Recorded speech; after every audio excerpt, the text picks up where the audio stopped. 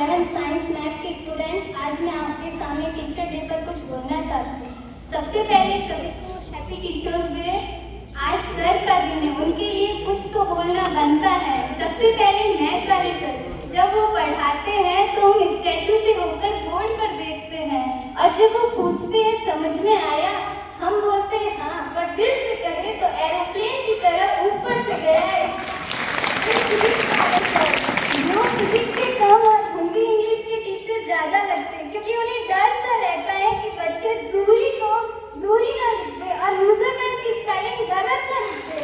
और नंदन जी सर, जब वो हमारी एक्टिंग करते हैं तो हमें लगता है इनसे फनी तो कोई है ही नहीं, पर जब वो पढ़ाते हैं तो 1 मिनट तक वेस्ट नहीं करते, तो लगता है इनसे खड़ूस तो कोई है ही नहीं।